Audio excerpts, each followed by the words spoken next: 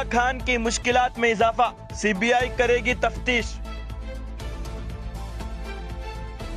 मध्य प्रदेश में बल्दियाती इंतखाबात में पार्टी की जीत पर ओवैसी का रद्द-ए-अमल। 18 जुलाई को भारत के 16वें सदर के लिए इंतखाब।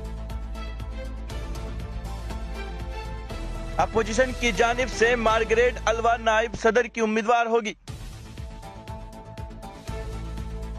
जावेद मोहम्मद पर अब एनएसए भी लगा दिया गया। हार्दिक और पिंट की शानदार बल्लेबाजी, भारत का एक रोजा सीरीज पर कब्जा।